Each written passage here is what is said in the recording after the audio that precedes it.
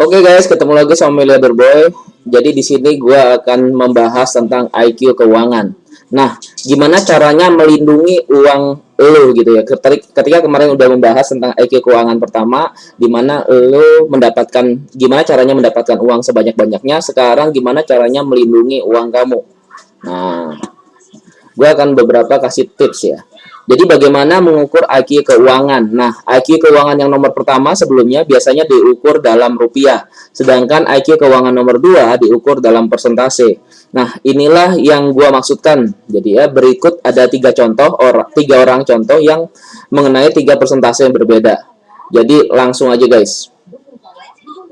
Nah, siapa yang paling cerdas secara IQ keuangan? Oke, teman-teman bisa pilih tiga orang ini ya. Gue kasih perumpamaan tiga orang ini. Nah, yang pertama adalah orang yang berpenghasilan 1 miliar setahun dari gaji yang mungkin menyerahkan 50% ya penghasilannya untuk kombinasi pajak, misalnya federal dan negara bagian.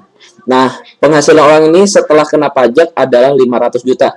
Jadi orang-orang kayak gini yang biasanya digaji seorang karyawan, terus juga seorang direktur atau seorang profesional yang dia mungkin pendapatannya besar tapi kena potongan pajak yang besar juga karena pajak pendapatan.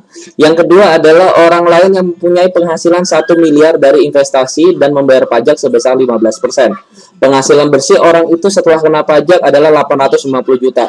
Jadi teman-teman pasti tahu dong kalau misalnya ada beberapa investasi yang pajaknya lebih ringan, mungkin seperti ada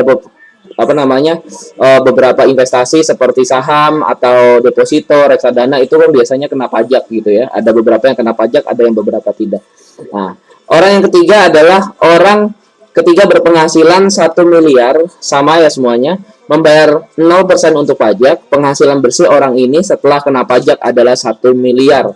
Nah, bisa nggak sih kalau kita ada bisnis atau investasi itu benar-benar nggak bayar pajak? Ada beberapa instrumen investasi yang tidak kena pajak dan itu gue lakuin. Jadi buat teman-teman, siapa nih yang paling cerdas secara IQ keuangan? Coba dijawab ya.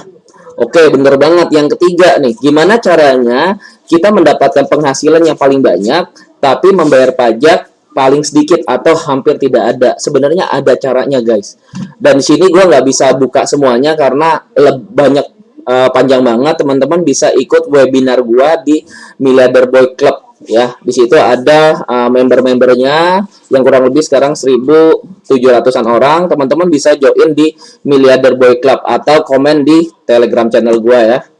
Nah, oke, thank you ya guys.